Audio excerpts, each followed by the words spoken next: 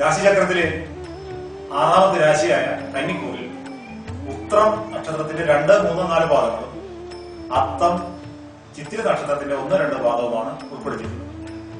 ഈ കൂറുകാർക്ക് വ്യാഴം 11-ലും രാഹു ജന്മത്തിലും ശനി 3-ലും സഞ്ചരിച്ചുകൊണ്ടിരിക്കും. പൊതുവിൽ ഗുണഫലങ്ങൾ ഏറിയിരിക്കുന്ന ഒരു രാശിയാണത്. താരതമ്യേന മെച്ചപ്പെട്ട ഫലമായി അനുഭവത്തിൽ വരിക. രോഗാവസ്ഥയിലുള്ള ആളുകൾക്ക് ചികിത്സകൾക്ക് ഫലം കാണും. രോഗത്തിന് നല്ല ശമനവും കാണും. ധനലാഭം സ്വാഭാവികമായും പ്രതീക്ഷിക്കാം. സന്താനങ്ങൾക്കും കളത്രത്തിനും താരതമ്യേന സുഖകരമായ അവസ്ഥയായിരിക്കും. നല്ല ഒരു ആഴ്ചയായിരിക്കും ഉണ്ടാവും. കേസുകൾ നടക്കുന്നുണ്ടെങ്കിൽ തീർച്ചയായും ജയം പ്രതീക്ഷിക്കാം. എന്നിരുന്നാൽ പോലും തങ്ങളുടെ ദോഷ ഫലങ്ങൾ അകറ്റുന്നതിന് വേണ്ടി സർപ്പപ്രീതികരങ്ങളായ വഴിപാടുകളും സുബ്രഹ്മണ്യ സ്വാമിക്ക് അഭിഷേകം കൊടുക്കേണ്ടതാകുന്നു. പ്രത്യേകമായി പറയേണ്ടത് അത്തം നക്ഷത്രക്കാർക്ക് പ്രത്യേകമായി ശ്രദ്ധിക്കുക. രാഹു ഇപ്പോൾ അത്തം നക്ഷത്രത്തിലൂടെയാണ് സഞ്ചരിച്ചുകൊണ്ടിരിക്കുന്നത്. അതുകൊണ്ട് തന്നെ സർപ്പപ്രീതികരങ്ങളായ വഴിപാടുകൾ ചെയ്യാനായിട്ട് അവർ പ്രത്യേകമായി ശ്രദ്ധിക്കുക. രാശിക്കൂറിലെ 7ാമത്തെ രാശിയായ തുലാക്കൂറിൽ ചിത്തിര 3, 4 പാദങ്ങളും ചോതി വിശാഖ നക്ഷത്രത്തിന്റെ 1, 2, 3 പാദങ്ങളുമാണ് ഉൾപ്പെടുത്തിയത്. ഈ കൂറുകാർക്ക് വ്യാഴം 10-ലും രാഹു 12-ലും ശനി 2-ലും സഞ്ചരിച്ചു. ആരോഗ്യസ്ഥിതി പൊതുവെ നന്നായിരിക്കും. ധനസ്ഥിതി വരവിനൊത്ത തന്നെ ചെലവും, അതായത് മിച്ചം കാണാൻ സാധ്യതയില്ല. വരവും ചെലവും ഏറെക്കുറെ തുല്യമായ ഒരു അവസ്ഥയിലായിരിക്കും തുലാം രാശിക്കാർക്ക് ഈ ആഴ്ച പോകുക. ബന്ധു ഗുണം ഉണ്ടാകും. ബന്ധുക്കൾ വീടുകളിൽ സന്ദർശിക്കാനും അതേപോലെ ബന്ധുക്കളുടെ ഗ്രഹങ്ങൾ സന്ദർശിക്കാനും ഉള്ള ഒരു അവസരം ഈ കൂറുകാർക്ക് ഈ ആഴ്ച വന്നു ചെയ്യും. എന്നാൽ സന്താന സുഖം അല്പം കുറയാനാണ് സാധ്യത. മക്കളിൽ നിന്ന് ഗുണകരമായ കാര്യങ്ങൾ പ്രതീക്ഷിക്കുന്നത് അത്ര മെച്ചമായ അനുഭവമായിരിക്കില്ല ഉണ്ടാവും. വാഹനങ്ങൾ വാങ്ങാനോ വസ്തു വാങ്ങാനോ ആഗ്രഹിക്കുന്നവർക്ക് അനുകൂലമായ സമയമാണ്. അവർ അക്കാര്യത്തിൽ ശ്രദ്ധിക്കുമെന്ന് ഞാൻ കരുതുന്നു. തങ്ങളുടെ ദോഷപരിഹാരത്തിനായി ഈ കൂറുകാർ ദേവി ക്ഷേത്രങ്ങളിൽ വഴിപാടുകൾ നടത്തുക. ശാസ്താവിനെ പ്രീതിപ്പെടുത്താനായി എള്ളുതിരിയോ മറ്റു വഴിപാടുകൾ, നീരാജനോ അതുപോലെയുള്ള മറ്റു വഴിപാടുകളോ സമർപ്പിക്കുക. ദോഷങ്ങൾക്ക് പരിഹാരത്തിൽ. രാശിചക്രത്തിലെ 8ാമത്തെ രാശിയായ വൃശ്ചികക്കൂറിൽ വിശാഖ നക്ഷത്രത്തിന്റെ അവസാന ഭാഗം അനിഴം, തൃക്കേട്ട ഇത്രയും ഭാഗങ്ങളാണ് നക്ഷത്രങ്ങളുടെ ഭാഗങ്ങളാണ് ഉൾപ്പെടുത്തിയത്. ഈ കൂറുകാർക്ക് വ്യാഴം 9-ലും രാഹു 11-ലും ശനി ജന്മത്തിലുമാണ് സഞ്ചരിച്ചുകൊണ്ടിരിക്കുന്നത്. 7ര ശനി കാലമാണ്. അനിഴ നക്ഷത്രക്കാർ പ്രത്യേകമായി 7ര ശനിയുടെ അനുഭവം നന്നായി അനുഭവിക്കേണ്ടി വരും. മറ്റ് നക്ഷത്രക്കാർക്കും ഈ കൂറിലുള്ളവർക്കും ഏതാണ്ട് ഈ അനുഭവങ്ങളുടെ ഒരു ചെറിയ ഭാഗം ഉണ്ടായിരിക്കും. കാരണം ജന്മശനിയാണ്.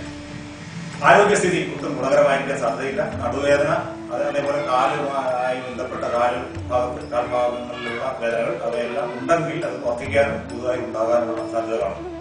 കുടുംബത്തിൽ ചില അസ്വസ്ഥത ഉടലെടുക്കും. ശത്രുക്കൾ ഉപദ്രവിക്കാനും സാധ്യത കാണും. എന്നാൽ ചില ഭാഗ്യാനുഭവങ്ങൾ ഇവരെ തേടി വന്നേക്കാനും ഈ സാഹചര്യങ്ങൾക്കിടയിൽ അതിനും ഉള്ള സാധ്യത കാണുന്നു. വാഹനങ്ങൾ സൂക്ഷിച്ച് കൈകാര്യം ചെയ്യണം. സന്താനങ്ങൾക്കും അത്ര നല്ല കാലമല്ല.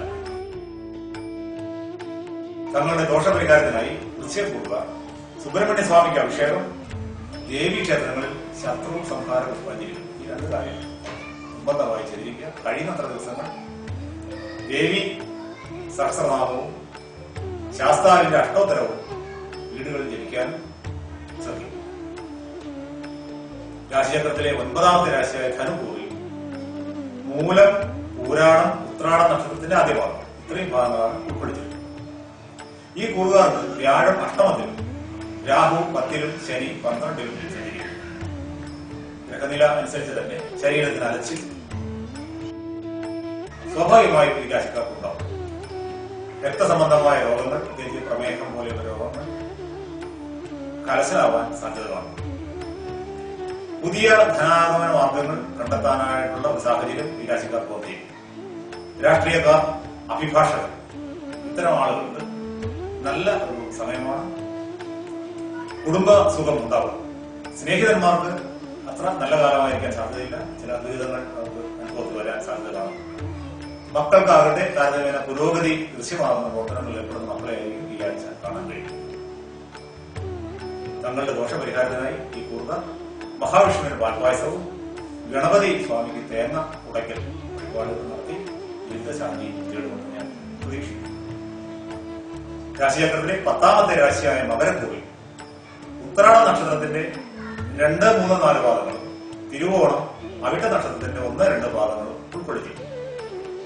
ഈ കൂറുകാർക്ക് വ്യാഴം 7-ലും രാഹു 9-ലും ശനി 11-ലുമാണ് ഇപ്പോൾ സഞ്ചരിച്ചുകൊണ്ടിരിക്കുന്നത്.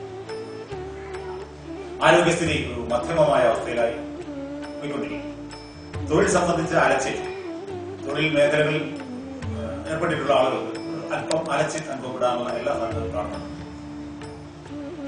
വിചാരിക്കാത്ത കാര്യങ്ങൾക്ക് ധനച്ചിലവ് വന്നു ചേരും. പണം നമ്മുടെ കൺട്രോളിൽ നിൽക്കില്ല. വാക്കുകൾ സൂക്ഷിച്ച് പ്രയോഗിക്കുക. കളത്ര സുഖം ലഭിക്കാനാണ് സാധ്യത.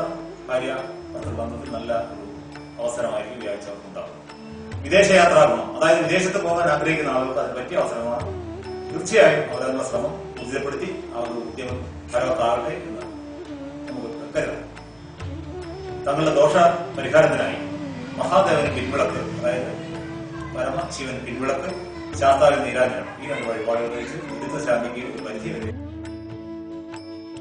തടയിടാനായിട്ട് ശ്രമിക്കുന്നു.